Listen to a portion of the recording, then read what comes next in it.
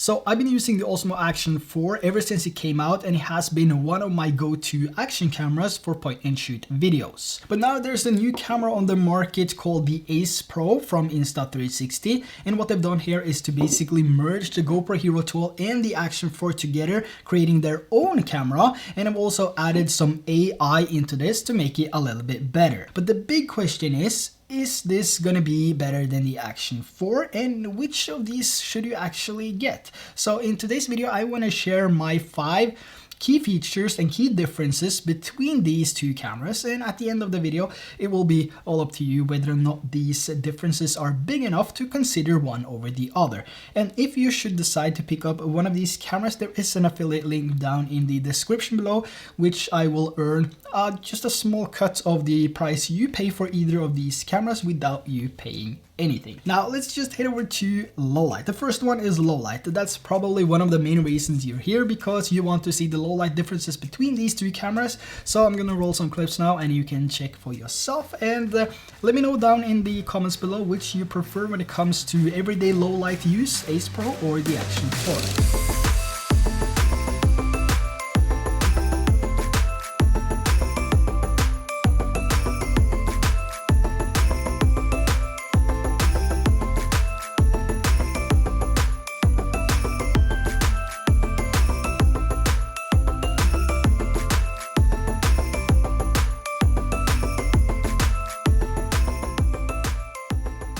Now, when it comes to differences between these two in low light, the difference is not really that huge. It might be now because you see them side by side, but if you were watching two separate videos with a week in between, you would probably not think of it, and you would probably not know which one was shot with which camera. And these cameras are basically just tools to share our stories, so what it really comes down to is what do you prefer to have in your action camera, like features, resolution, available accessories, mounting options, and so on. And of course, if the camera is easy to use. So here we have a typical dash cam shot, and this was captured on our way to Oslo. My wife was holding the cameras, and this is what I would say, you know, a typical shot where you want to document your trip. Now, right off the bat here, there's not a huge difference between these two cameras. Both cameras are set to auto at 4K 30 FPS, but the difference here is that the Ace Pro is shooting in active HDR. However, on this exact clip, I do think the Action 4 looks better. Now, moving to the end of the tunnel here, we also see the benefit of the Ace Pro's active HDR. Where the Action 4 is still blown out, the Ace Pro delivers a better light correction and is more appealing to my eyes. Then we have the next one here, both using low light mode on this one, so pure video on the Ace Pro, and the low light enhancement feature on the Action 4. Which do you prefer more? Is it the Ace or is it the Action 4? Let me know in the comments below. But when it comes to low light videos from these cameras, it's mainly when we introduce some movement to these cameras that we see the difference in low light performance. So here I'm out doing a late night walk, and the Ace Pro is on the left side, the Action 4 on the right, and the difference is quite noticeable.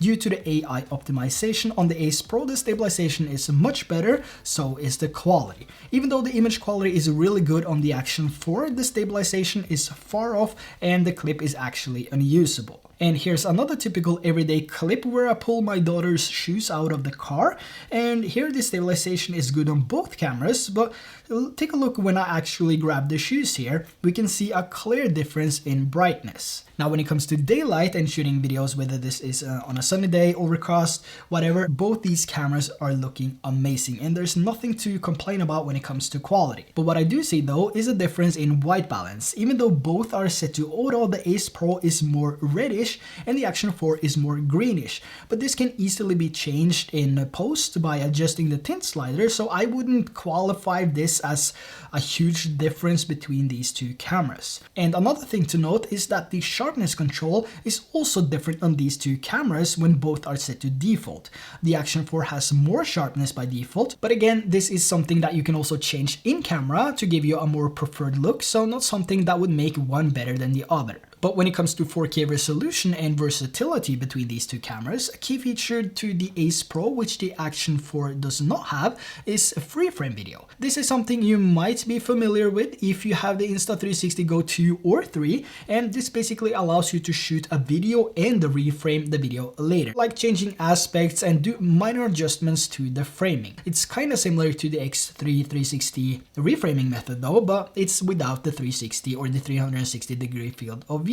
So whether this is a vertical, horizontal, a 1x1 or 4x3 video, you can change this to whatever you want in just a few seconds using the Insta360 mobile or studio app. So here you can just trim your video as you want. So let's say you trim out 10 seconds of the video and you can export that as a 16:9 for YouTube, and then you can just change the settings to 9:16 and export the exact same video if you want to use it for something like Instagram. And the free frame video is now also available up to 4K 60 FPS, which is a huge advantage for me personally, which loves to use the same clip here on YouTube and Instagram, and now being able to have that 4K resolution. I'm used to 1440p on the Go 3, which is good, it works, it's nice, but you know, if I can have 4K, I'll take 4K any day. Now, 8K resolution.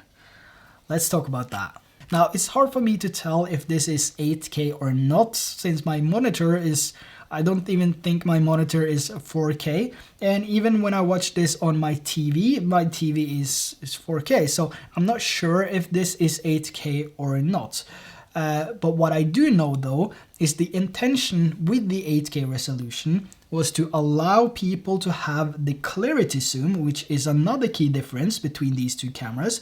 And that means that you can zoom into a 2x zoom and still maintain the crisp 4K quality. So let's take a look at a few clips here. When I zoom in with the Action 4 to match the 2x zoom on the Ace Pro, the quality difference is quite noticeable. And even when I push in like 500% here, the difference is even bigger. On the Ace Pro, I'm still able to read the text on the top here, whilst on the Action 4, it's completely washed out. So having that 8K resolution in an action camera is pretty insane on its own. And of course, I have 8K.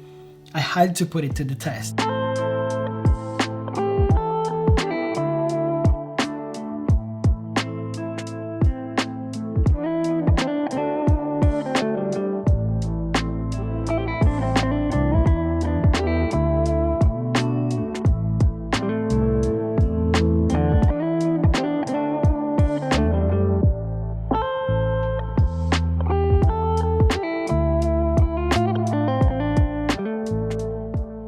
So what do you think? Does it look like 8K resolution? Let me know in the comments below. Now, when it comes to the most visible differences between these two cameras, it's of course going to be the overall design here, and that the Ace Pro actually have this flip screen. But I guess, you know, there's some mixed feelings about this screen, and I can see why. Yes, it flips, but in order to frame yourself, you actually have to flip it, which means the screen will be more exposed to damage. This also depends on the activity you're doing. For me, it doesn't matter. I would take this flip screen any day because I'm not doing mountain biking or any extreme sport that might accidentally, you know, crack or break the screen. For me, doing, you know, the everyday dad stuff, you know, doing normal things, no action sports, there's no action sports in my life. This couldn't actually be any better. I'm extremely satisfied and happy with how the screen works, and it gives me all these different options to flip it and to use it in a more convenient way, so it's more comfortable for me. And the best example I have here is that it makes it really more comfortable to shoot videos in all angles. So instead of always having to hold the camera up high to just see what you're shooting, or to get, you know, down low just to see how the framing is, you can actually flip the screen now to a more comfortable shooting position. So because of that, I would probably give this the advantage over the Action 4 because it just makes it more, it's easier, it's more convenient when I'm out shooting videos because I can flip the screen. Now, what I believe though is the best feature and the biggest advantage, believe it or not, gesture control, because this is going to make it so much easier for me when I'm out riding my motorcycle, and man have I tried to press that shutter button with gloves. it's just a pain. Unfortunately, I can't test this on my motorcycle now because it's winter, but I have been out testing it in the field, as they say, and I can honestly say that this is pretty amazing. It's consistent, it's accurate, so this is a huge feature for me personally. Since I have my motorcycle now, I want to ride it whenever I can, so, and I also want to document that, and that's also a part of how I make videos here on YouTube. So to just have that option to raise my hand to take a video and then, you know, a peace sign to take a photo, it's just gonna be overall easier when I'm out riding the bike, and I'm really looking forward to test that in 4 months. Now, I don't want to put the Action 4 in a bad light here because, like I said in the beginning, the Action 4 has been one of my most used point-and-shoot action cameras. And I also love the D-Log M 10-bit color profile coming from this. Maybe not the 10-bit that matters the most, because 10 bits, 8-bit here on YouTube after the compression, you're not gonna see the difference anyway. But the D-Log M color profile, it's so nice, it's so easy to use, it's so easy to color correct and grade, and it is my all-time favorite color profile, and I think nothing is ever gonna change that. But the Action 4 got something no other brands have out of the box, and that is an actual functional USB-C compatible audio port. So with the Action 4 I can use my DJI mic, which is the best ever. I just love this microphone, and honestly I was expecting the USB Type-C port on the Ace Pro to be, well, more functional. So that is a bummer, but the good side is that it still works with the Ace Pro. Only thing I have to do is to get an adapter, just as I would need to do with the GoPro Hero 12, and once I have the adapter, everything would work in just the same way. But I guess the Action 4 still stands high when it comes to this and the functional USB-C port. Another thing for the Action 4 is also the removable lens cap, which I mentioned earlier, and I've seen so many comments about the Ace Pro not having a removable lens cap. But to be honest, I don't really see that problem. I've been using action cameras all the way back to Hero 4, Hero 3, Hero 4 Silver, I think, and I haven't scratched a single lens on any of my cameras, so I don't see this as being a huge problem. If you do a lot of action sports, then maybe, but maybe this camera isn't for you either. So just give it a couple of weeks, 2-3 weeks maybe, and all these third-party brands will have different accessories for your lens to keep it more secure. Now, which of these cameras are the best? Which are the best action camera? Well, the term best has to apply to every single person in order to be best. But I think it rather comes down to what do you want, what do you need? Do you want all the AI functions that the Ace Pro has to offer, including the amazing app? And this also has the low light, pure video, it has 8K if you want to test that out. It has the flip screen, it also has free frame, which is similar to the 8x7 video on the GoPro, and the Action 4 does not have that. So, you know, it's all up to you whether you need all these features or if you just want a point and shoot camera that shoots 4K up to 120 FPS, which this also does, but you just want a fast, you know, easy to use point and shoot action camera with a magnetic quick lock system like that, you know, the Action 4 might just be the best camera for you. But if you want to expand your creativity, if you want to, you know, take it a little bit further, and if you want AI warp, for example, or if you want to be able to frame yourself better, if you're a vlogger, well, you know, the Ace Pro might as well just be the best camera for you. But as of durability, you know, it's still hard to say, and I don't think anyone has that.